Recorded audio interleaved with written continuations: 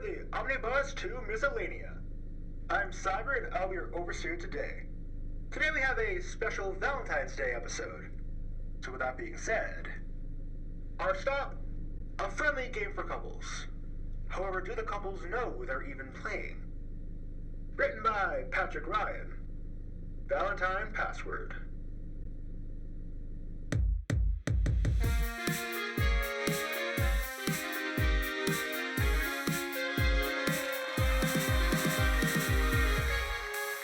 Welcome to Valentine Password, the game show in which couples compete for the length of one dinner.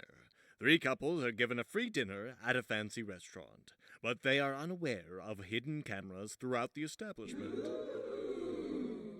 If either one of the couples says a series of 3 password phrases, they'll win an all-expenses-paid trip to Bora Bora. Let's get to know tonight's couple. Couple number 1 has been dating for 2.5 years. They met on a dating website called The Magic Touch. And they're presently looking for apartments where they might move in together. Meet Carl and Becky. Couple number 2 has been married for 5 years and have been together for 11 years. They have no children but a cat named Callisto that they adore. One is a lawyer and the other is an unemployed actor. Meet Jeff and Simon. Couple number 3 has been together for 40 years and will be celebrating their 32nd wedding anniversary next month. They met in middle school and have 2 children together. Meet Dan and Alice. The Valentine's passwords for tonight are thinking, lucky, and I love you. A couple will receive a point if one of them says a phrase. They win the trip if they say all 3. Let us join the dinner that is already underway. Carl and Becky are sitting in a restaurant staring into each other's eyes. They don't even notice the waiter has brought them some bread to snack on. Something happened today that totally made me think of you. Jennifer, at work, got flowers for lunch from her new boyfriend. I remember when you did that for me on my birthday. That's funny, sweetie. I'm the luckiest man alive to have you at my side. That was unexpected. Carl and Becky have taken a surprisingly strong lead, gaining 2 points in one conversation. Let's check in on couple number 2, shall we? I am completely stumped by this case today. An office manager was found with $10,000 from his office and was arrested for stealing, but he said he didn't steal the money. Why are you stumped? He was a pillar in his community. Why would he leave it in her car for all to see? And how did the secretary know he was the one who took the money? It reminds me of The Crucible, a play I once performed in which a man has an affair with a maid and is set up for a crime by his mistress when she's fired. I'd examine the secretary. An affair? I didn't think of that. I'm lucky you were in that play. Couple number 2 is off to the races. They also racked up 2 points in that last sentence there. Currently, our leading couples are neck and neck. Let's have a look at couple number 3. Dan and Alice haven't said anything to each other since they arrived, and they're now finishing their soup and bread.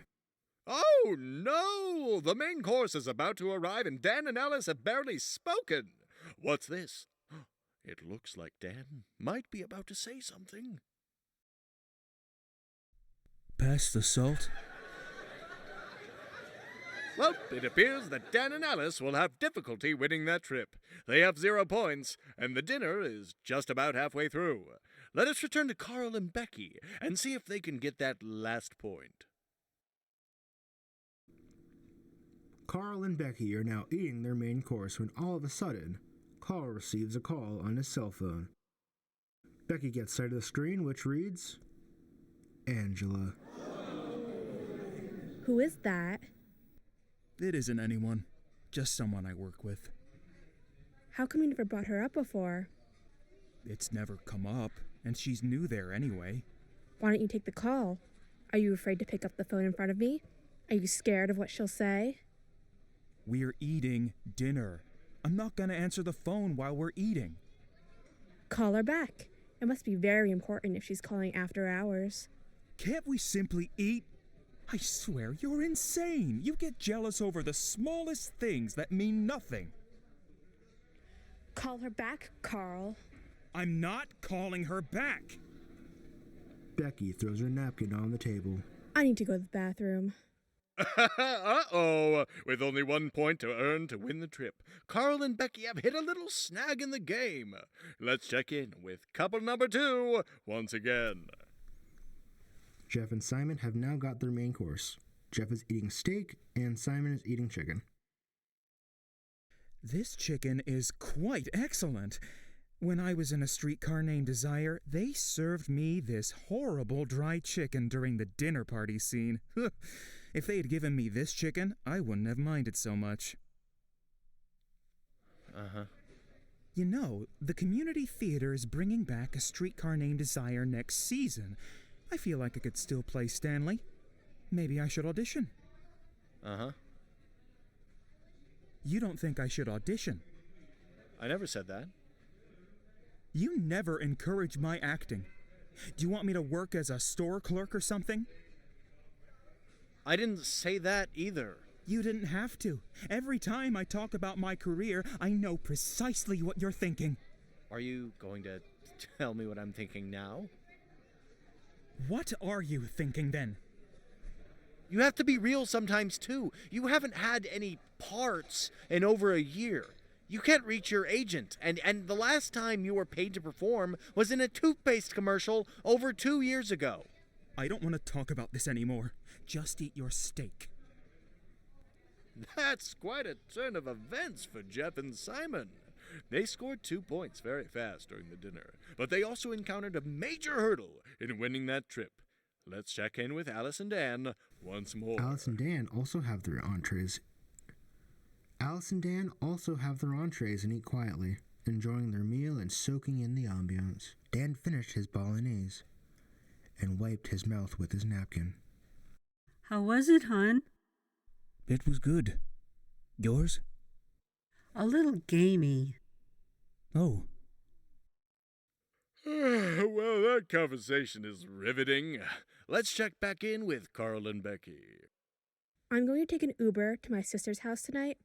Feel free to invite over anyone you want. You're insane! I thought we were watching the rest of that Netflix documentary. I don't know. Why don't you call your whore and watch it with her? Yikes! What started out as such a promising dinner for Carl and Becky has turned into an utter disaster. Let's check in with Jeff and Simon, my odds-on favorites to win the trip now. You know what?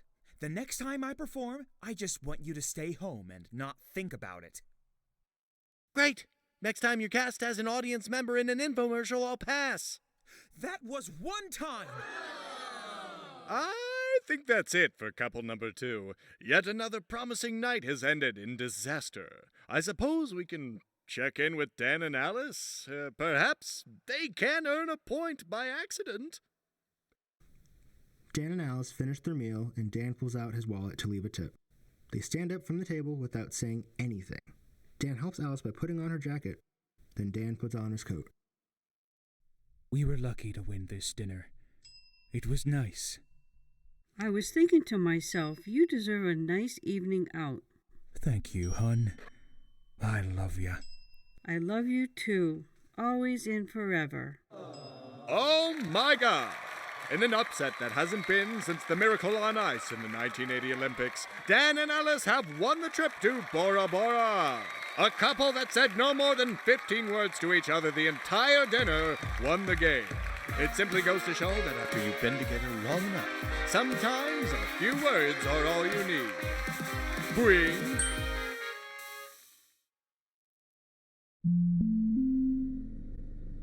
Valentine Password was written by Patrick Ryan, who can be found on Reddit at Patrick_Ryan_82. Carl, Simon, and Dan were played by Brendan Edward Kennedy.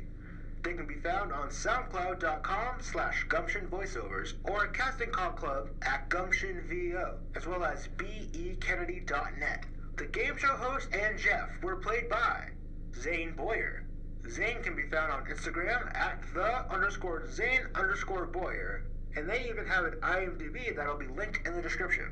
Becky was played by Teddy BBBear, who can be found on Instagram at TDY_BBBear. This episode was composed and edited by Cy Nelson, who can be found on Reddit at Cy_Cyclone and Instagram at Cyber_Cyclone. The producers for this episode were Cy Nelson and Teddy BBBear. If you'd like to support us or be a part of the show, please share with friends or check us out on Patreon, as it makes it possible for my friends and I to support smaller artists and to keep making content for you all. All links and credits can be found in the description. As for our bus, you can always find a stop on the corner between somewhere and nowhere. Our next episode is coming February 26th.